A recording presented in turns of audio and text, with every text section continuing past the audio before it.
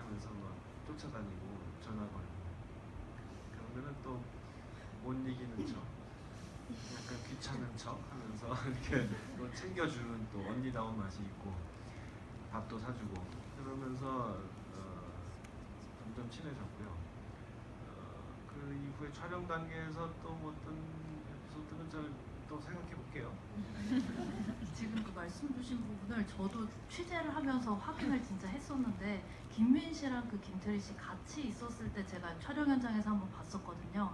그 영화 현장 말고 이제 취재를 할 때 봤는데 김태리 씨가 진짜 좋아해요. 그 김민 씨를 너무 좋아해서 그 촬영을 하고 있는데 사실은 이제 배우들 자기 분량이 아니면은 그 잠깐 이제 쉬고 있을 수도 있는데 계속 김민희 씨 그 촬영하는 거를 끝까지 계속 지켜보셨던 그런 이제 기억이 나고요.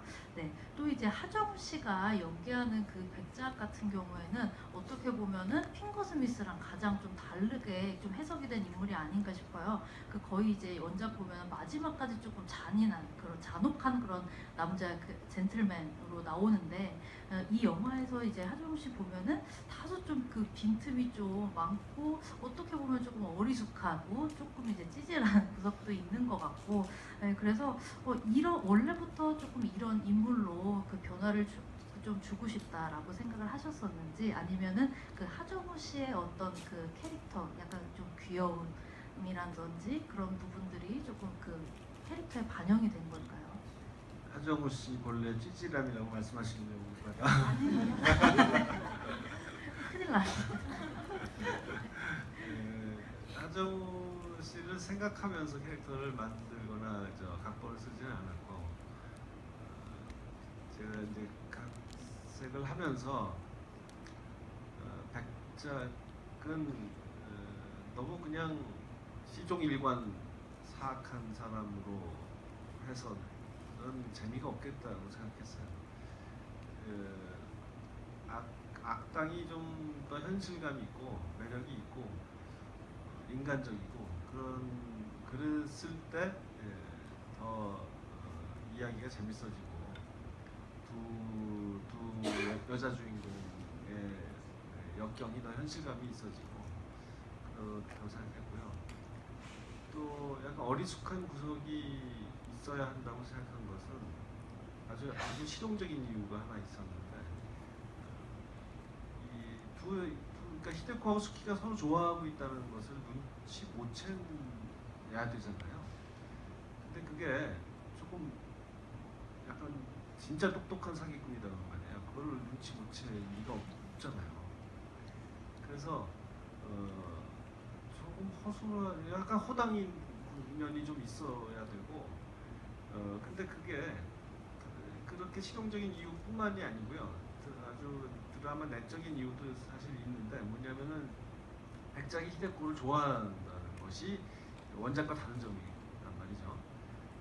그렇기 때문에 이 둘의 사랑을 더 눈치 못 채는 거예요. 어떻게 생각하면 이게 참 재밌는 면인데 어떻게 생각하면 이성으로서 관심을 갖고 있기 때문에 더 눈치를 잘 채야 된다고 볼 수도 있겠죠. 더 유심히 관찰할 테고. 그런데 이건 너무 거칠게 뭐 이분법적으로 말하는 건지도 모르겠지만 남자는 그럴 때 눈이 멀어서 이 현실을 똑바로 못 보고 둘이 좋아하는 것을 상상도 못 하는 거예요. 여자라면 아마 이렇게 가까이 있는 둘이 좋아하는 걸 예민하게 눈치챘을지도 모르고.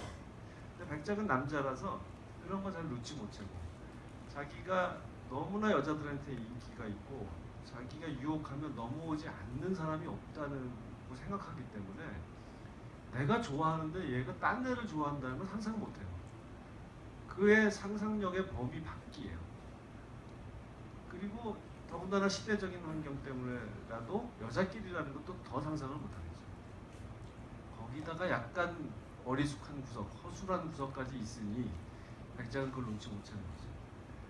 그래서 영화 마지막에 이제 백작이 죽을 때 가서야 회상을 할 때 노저으면서 갈 때 그제서야 가만히 있어봐. 이게 죽어가면서 아 이게 그거였나? 이렇게 되는 거죠. 그런 불쌍한 놈이라는 거죠. 그럴 때조차도 그 포커스도 안 가잖아요. 백작에게는 그냥 초점을 받을 가치도 없는 놈인 거예요. 그냥 저 히데코하고 수키는 자기들 좋아하는 감정에 빠져 있고 눈을 뜨고 있으니 뭐 어디 먼데 경치나 보고 있는 거지. 바로 앞에 있는 백작은 그런 포커스 받을 가치도 없는 놈인 거지. 그렇게 불쌍한 놈이에요. 너무 백작 하정우를 미워하지 마세요. 비록 영화에서 아주 용서받지 못할 짓거리를 조금 하긴 하지만 거기에 합당한 처벌도 받고 있고 하여간 뭐 그렇게 불쌍합니다. 네. 그리고 또 이제 영화 그 아가씨를 보면서 또 한 가지 이제 좀 흥미로웠던 점이 저는 이제 그 생각을 했었어요. 그 아가씨 이제 깐에서 처음 봤을 때 오프닝에 딱 보는데 일본군이 나오잖아요. 일본군들이 이제 행진을 하는데 1930년대 그렇지 이게 1930년대였지라고 생각을 했는데 정말 어떻게 보면은 그 이제 일제 강점기 시절을 그때를 그리는 그 영화들의 클리셰처럼 그 등장하는 장면들이 좀 있어요. 일본군이라든지 약간 좀 힘들게 살아가는 이제 조선인이라든지 그런데 이제 이 영화의 관심은 그런데 보니까 거의 이제 사실은 그 저택이나 그 어떤 실내에서 좀 진행이 많이 되는 영화잖아요. 그래서 그 이제 시대상을 그 그려낸다 어떤 공간을 통해서 표현해낸다고 했을 때 이제 감독님의 관심은 그 약간 좀 그 밖을 보여주기보다는 어떤 이제 이 집이라는 그 코우즈케 저택이라는 공간을 통해서 좀 이제 여러 가지 것들이 좀 혼재되어 있는 그런 공간으로 좀 그리고 싶으셨던 것 같아요. 네. 예, 그 전에 대답 드리기 전에 생각이 난 두 아가씨의 이야기가 있는데 별건 아닌데요. 저 뒷동산을 산책하다가 엄마 얘기가 나오니까 수키가 히데코한테 막 아가씨 엄마가 애기한테 말할 수만 있어서도 이렇게 말씀하셨을 거예요라고 하면서 하는 대사 있잖아요. 그때 얼굴을 이렇게 잡잖아요. 그 커트를 찍을 때 제가 컷 그랬더니 민니 씨가 너 너무 세게 잡는 거 아니니? 그러는 거예요. 그래서 근데 그 언니가 그렇게 말하니까 테리가 너무 당황해가지고 막 어쩔 줄 몰라 하더라고요. 그래서 그 민니 씨는 뭐 아프다는 게 아니라 얼굴이 막 이렇게 일그러질 수가 있잖아요. 너무 되게 잡고 화면에 이상하게 나올 수가 있으니까 걱정한 거고 그렇게 화를 낸 것도 아니었는데 겁을 먹고 막 어쩔 줄 몰라 하고 쩔쩔매던 테리 표정이 지금도 생각이 나서 말씀드렸습니다. 아 그리고 참 일본군이 지나가는 오프닝은 물론 시대를 특정하는 그런 세팅을 탁 하고 들어가는 의도가 있었어요. 그게 그런 거라도 없으면 이게 도대체 일제 강점기인지 뭔지 뭐 이게 조선인지 일본인지 알기도 어려운 그런 아주 그 흥미진 어떤 조선 반도 어느 구석에 어딘지도 알 수 없는 구석에 있는 물론 그 저택이라고는 하지만 그 시공간이 명확하지가 않은 좀 판타지 좀 환상성이 있는 영화잖아요. 그래서 확실하게 좀 인상을 주고 관객한테 인상을 주고 시작하겠다는 의도가 있었고 그러면서도 좀 이 영화가 어떤 영화인지 약간 살짝 그 관객의 예상을 좀 다르게 끌고 가고 싶었어요. 이런 일본군이 지나가고 나서 또 보영당 앞에서 막 아기를 안고 있는 젊은 여성이 아기를 이렇게 주고 떠나니까 그리고 뭐 옆에서 울고 있고 막 비 오고 뭐 그러니까 영화가 이게 뭔가 좀 무슨 첩살이 그러니까 외놈 집에 첩살이 가는 젊은 엄마 얘기 같기도 하고 그런 식의 좀 잘못된 인상을 좀 심어주면서 영화 속으로 끌고 들어가고 싶었어요, 관계가. 그래서 들어가 보니 이 저택은 막 좀 기괴한 느낌을 주고 그 사사키 부인이라는 사람하고 무표정하게 이렇게 얘기하고 막 그러니까 하여간 뭔가 고난의 어떤 막 여정이 시작되는 것 같은 무시무시한 분위기로 가려고 한 거죠. 근데 그것은 이게 관객을 잘못 끌고 가는 면도 있고요. 크게 봐서 저는 그게 잘못 끌고 가는 건 아니라고 생각해요. 결국은 무시무시한 일들이 벌어지고요.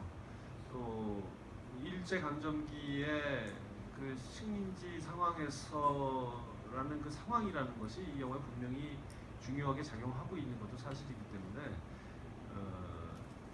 어떻게 보면 오도하는 거고 어떻게 보면 올바르게 인도하는 것이기도 하고 그런 양면성이 있는 오픈이라고 생각합니다. 그리고 이 식민지 지식인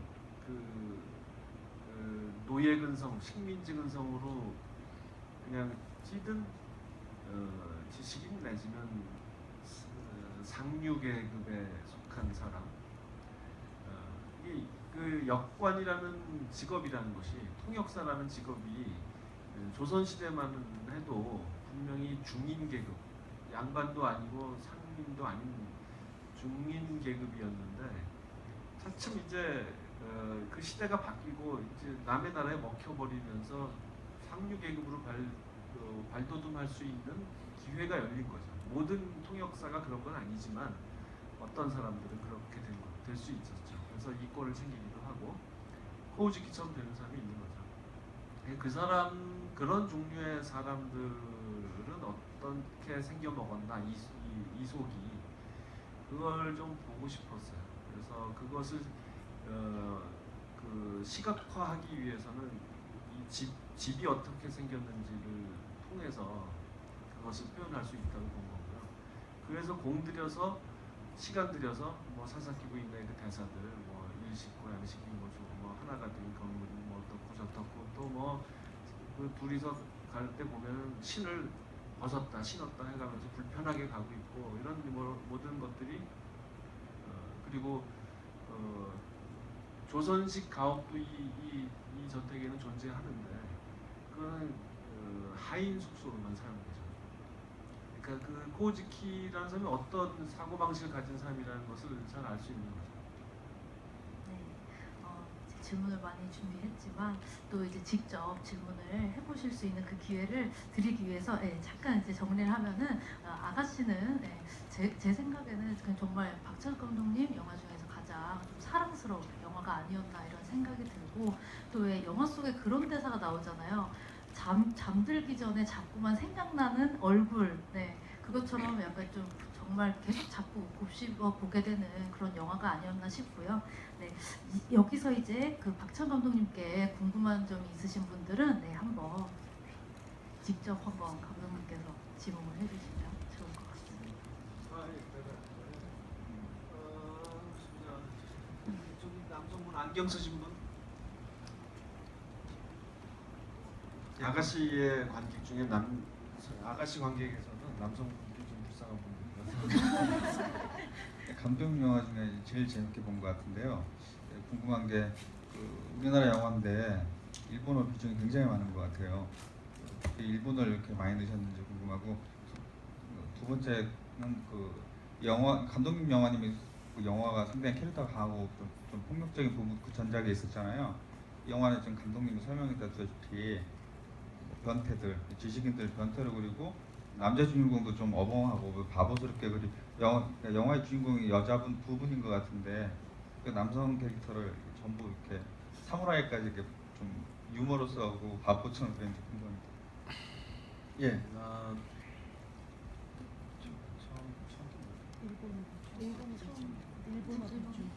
일본어 비중이 예, 그렇죠. 일본어. 예. 이게 많이 줄인 결과예요. 최대한 줄여서 한 거고. 제가 이제 그런 건 하기 싫었어요. 그러니까 극 중에서 일어를 사용해야 마땅한 인물과 상황인데 그냥 관객의 편의를 위해서 또는 이제 영화를 연기하는 배우들의 편의를 위해서 이렇게 영화니까 하고 이렇게 퉁치고 넘어가는 식으로 한국어를 쓰는 것은 안 하려고 했고요. 일어를 해야 마땅한 상황에서는 그냥 피하지 않는다. 그냥 일어를 한다라고 생각을 했습니다. 그래서 뭐 이 시대가 그렇고 코우즈키의 직업과 자기가 일본인이 되고 싶어서 환장한 놈이고 일본 사람 아예 일본인 행세를 하는 사람이니까 그러니까 평소에 일본어 아니면 양복을 입고 일어를 이렇게 일어만 쓰고 그리고 백작은 또 그에게 사기치러 온 일본 귀족 행세를 하는 사람으로서 당연히 일어를 해야 하고 그러니까 이 백작과 코우즈키는 당연히 일어를 해야 되고 백작은 자기가 계속 일본인 행세를 하고 있으니까 히데코하고도 일어를 해야 되고 이런 세팅인 거잖아요. 그래서 그리고 이제 이 독회에서 낭독하는 책 이것이 그럼 왜 이러냐 하면은 물론 그런 책을 에 대한 취미 그래서 그걸 경매해서 살 정도의 재력이라든가 그런 류의 취향이라든가 뭐 그런 것들을 종합적으로 고려할 때 거기 도쿄에 오는 손님들은 일본인일 것이다 라고 생각할 수밖에 없고요. 그리고 그들을 위해서는 일어 책을 낭독할 테고 제가 중요하게 생각한 것은 히데코가 이런 대사가 있죠. 왜 일본 분이 일본어를 안 쓰냐고 할 때 책 읽을 때 쓰는 언어다 이러는 그 지긋지긋하다. 그 대사를 들을 때만 해도 관객은 그게 무슨 책인지는 모르지만 그냥 따분한 책인가 보다라고 생각하겠지만 사실은 그게 왜 지긋지긋한지 나중에 알게 되죠. 히데코에게 있어서 일어는 모국어지만 음란한 언어죠. 그렇다고 제가 일어가 다 그렇다고 주장하는 게 아니라 히데코에게 그렇다는 얘기입니다. 그리고 관객에게도 사실 그 점은 중요한데요. 이 낭독을 할 때 그 책의 내용이라는 것이 거기 사용되는 단어나 거기 묘사되는 행위라는 것이 차마 우리말로 듣기에 차마 듣기 정말 싫은 그런 내용이기 때문에 소설을 읽듯이 자막으로 읽는 것이 뭔가 관객이 거리를 유지하는 데 도움이 된다고 생각했습니다. 여기서는 정말 거리가 필요해요. 그냥 무조건 막 그 더러운 얘기들이 막 귀에 직접 꽂히면서 막 감정이 막 격렬하게 일어나서 그러는 게보다는요. 마치 그 독회 손님들이 히데코를 그렇게 보듯이 그건 이제 물리적인 거리지만 우리 관객한테는 그런 심리적인 거리가 확보돼야 한다고 생각했습니다. 다음 제가 저기 아까 가운데 저기 줄무늬 어디 계시?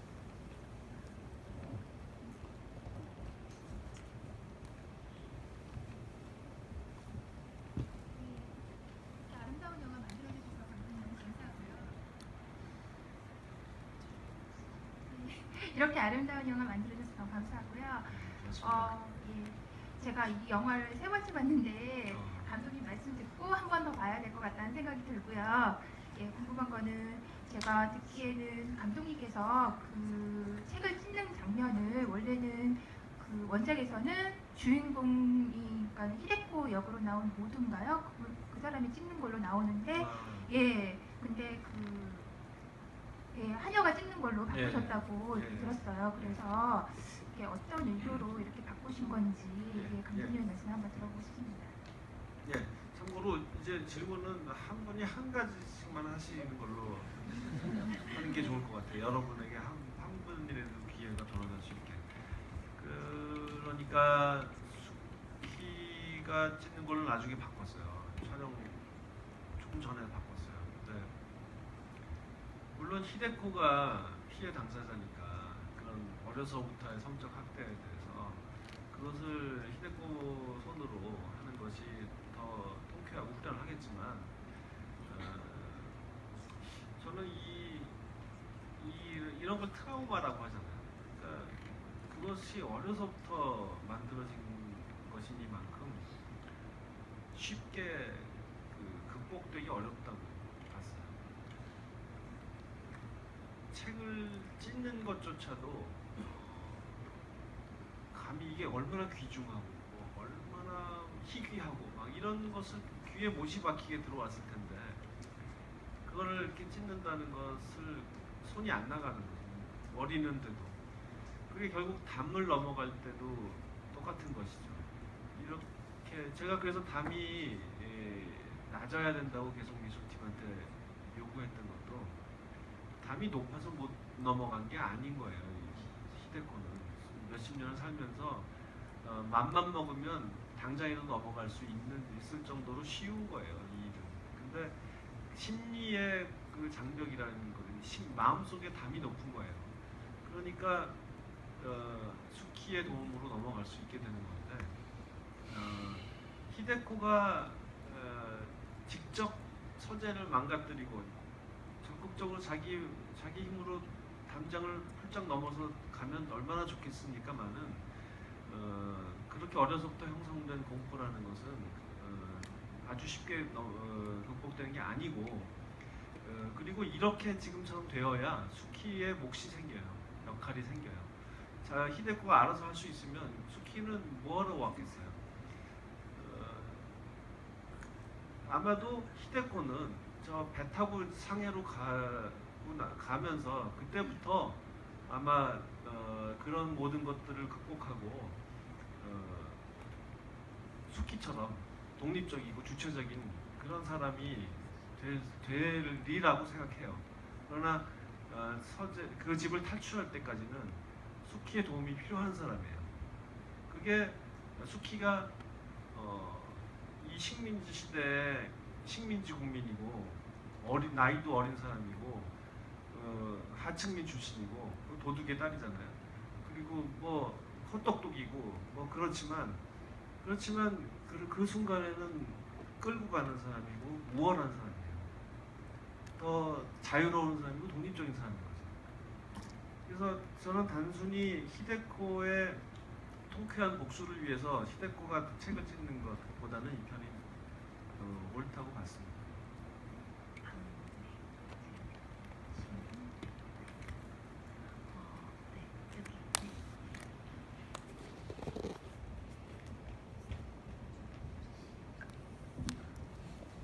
예, 안녕하세요. 제가 개인적으로 2부를 볼 때 약간 흐름이 이렇게 뚝뚝 끊긴다는 생각이 들었는데 혹시 의도하신 게 뭔지 궁금해요. 그게 제 예상이 맞는지 모르겠지만 그거 아닐까? 이 수키가 도착한 이후로 일부에서 이미 한번 본 상황이 되풀이됐죠. 그때 이제 그런 식으로 편집을 했어요. 그거 말씀하시는 거 맞죠? 그거는 아주 그 재밌는 부분만 딱 골라서 보여드리고 싶었어요. 그게 한번 본 것이 되풀이되는 것은 지루한 일이잖아요. 그러니까 그거를 고스란히 다 보여주면 그 중에 재밌는 부분, 말해서 여기서 재미라는 뭘 말하냐면은 일부에서는 이런 건 줄 알고 봤는데 진실을 알고 다시 보니까 이거였구나라고 새로운 깨달음을 주는 거, 퍼즐 조각이 맞춰지는 거, 그것이 재미인데 그것들은 그냥 아주 핵심적인 것만 딱 골라서 하이라이트만 골라서 요약처럼 그렇게 보여드리고 싶었어요. 그래도 이미 봤으니까 다 이해하고 넘어갈 수 있잖아요. 그래서 좀 그 영화 뒷부분에서 좀 더 스피디하게 진행할 수도 있으면서도 또 이런 반복의 재미를 또 보는 재미대로 챙길 수 있으니까 그렇게 하려고 했습니다. 저쪽 안경 있으신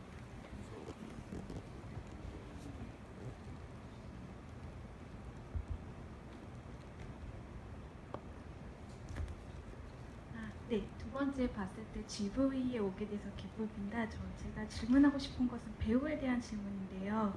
그 여집사 역의 김혜숙 배우와 남집사 역의 원근희 배우 그리고 복순 역의 이용녀 배우 말고는 전 영화에서 나왔던 낯익은 배우가 나오지 않았다고 생각했거든요. 왜 전에 영화에서는 낯익은 배우가 반복해서 나와서 좀 반가운 것도 있었는데 이번에는 낯선 배우들과 같이 작품을 하셨는데 그에 대한 이야기를 좀 듣고 싶습니다.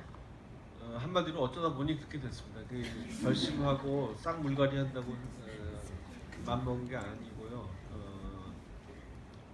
그 어쩌다 보니 그렇게 됐어요. 코우즈키 역으로 오달수 생각도 해보긴 해봤는데 근데 그냥 웃기기만 할 것 같아서 달수 씨가 이런 말을 들으면 싫어하겠죠. 왜냐하면 자기는 항상 웃기기만 하는 배우는 아니고 싶을 테니까.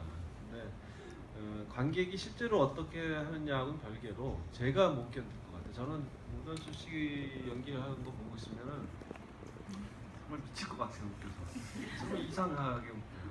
그래서 제가 대개는 카메라가 막 현란하게 움직이는 그런 샷이 아닐 때는 가급적 그 카메라 옆에서 배우를 육안으로 보기를 좋아하거든요. 모니터로 보지 않고.